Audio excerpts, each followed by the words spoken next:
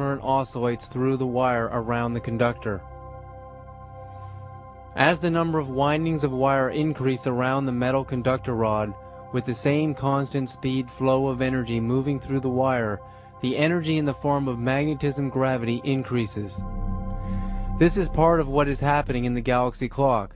As photons of light waves oscillate into smaller and smaller orbits, the energy produced in the vortex in the form of magnetism gravity is increasing. But in the galaxy clock, electromagnetism moving at the speed of light as a constant can move into infinitely smaller and smaller orbits into the microcosm even, and the frequency of oscillations per second can also increase towards infinity. Thus, magnetism gravity is also going to increase towards infinity.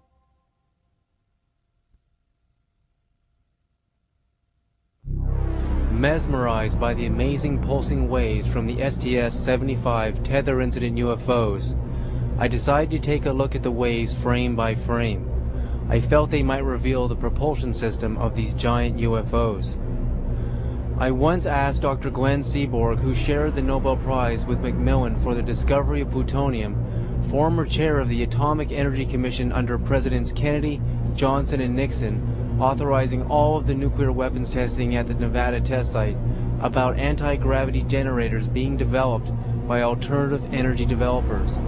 He answered me and said, if anyone could build a gravity generator, they would have an energy source far beyond nuclear fusion, and I don't believe anyone is doing anything like that yet.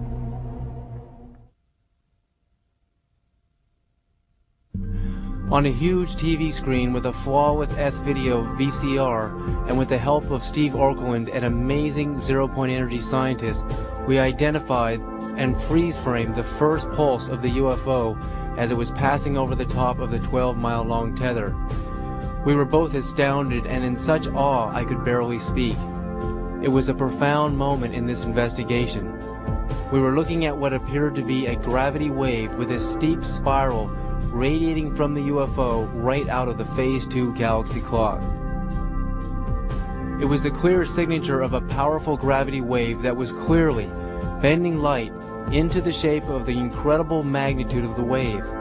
The wave radiated right out of the black hole in the center of the UFO, and we could see clearly that by the extreme steepness of the wave coming out of the black hole, that the hole was the point where gravity produced in the UFO's propulsion system was faster than light, and because our eyes and cameras could not produce a signal that fast, it appeared black as the mystery that beckoned me with the knowing that the UFOs were capable of utilizing such high-frequency gravity waves that they could conquer the speed of light and visit us from another star system.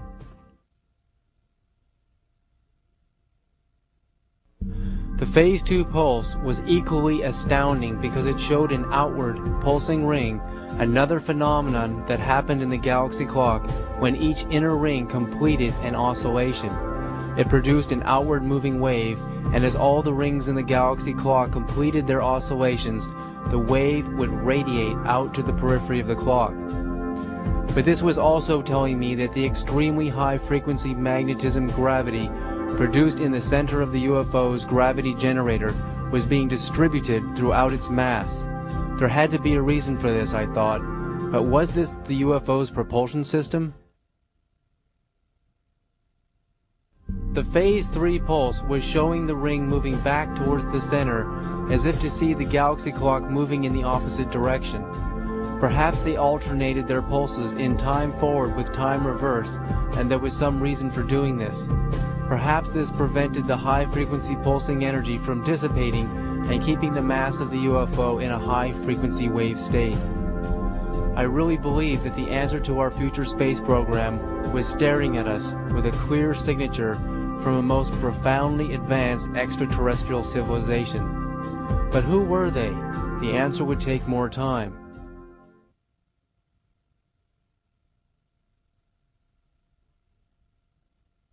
I sent the photographs of the three-phase pulse to Dr. Knuth and wrote him the following letter on January 22, 2000. Dear Dr. Knuth, I just wanted to see if you received the photos from the NASA video I sent you. Also, have you seen the videotape yet? What do you think of the pulsing waves of light and their particular formations? Dr. Knuth wrote me back the following letter on February 22, 2000. Dear Mr. Sarita, yes, I received your photographs and they are indeed quite peculiar. However, at least in the photographs, I have seen nothing that could not be explained as floating debris illuminated through sharp shadows in the shuttle bay. Maybe the videotape shows different things. I will try to see the tape soon. Signed, Joe Knuth.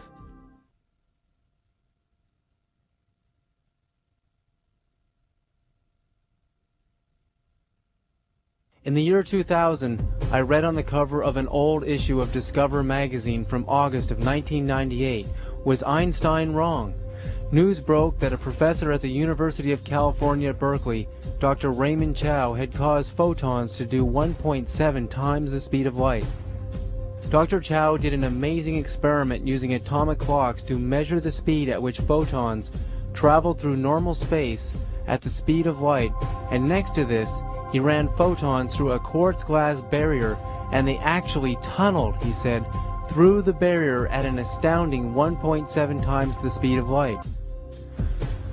When I read the words tunneling photons, I applied them to my galaxy clock, and the answer as to why the photons passed through the quartz glass faster than photons that didn't was so obvious.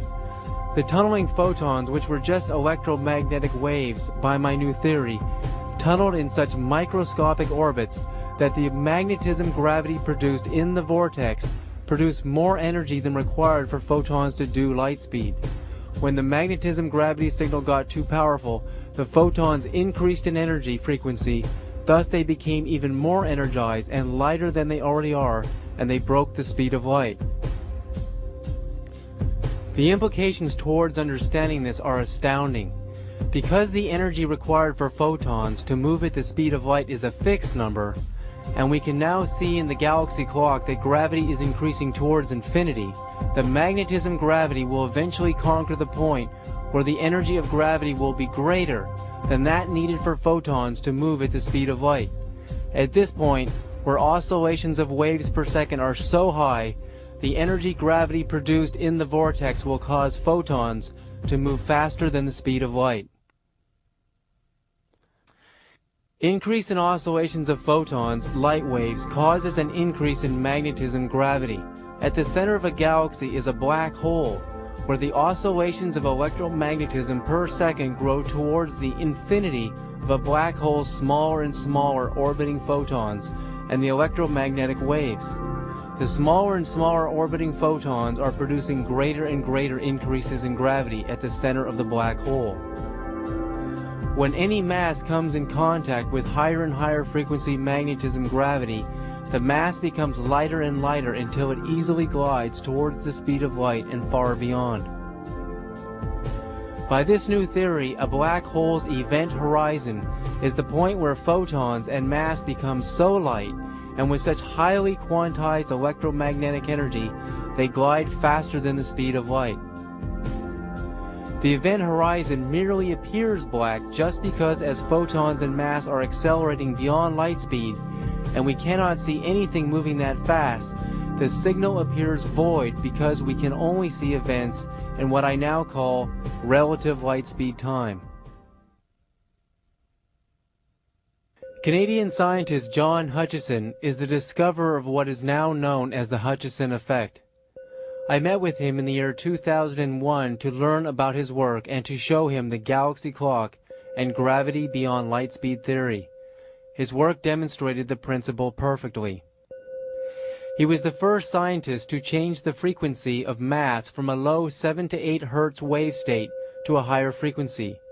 He did this in an amazing experiment where he bombarded a 75-pound cannonball with high-frequency waves produced by Tesla coils, radio waves, and Van de Graaff waves.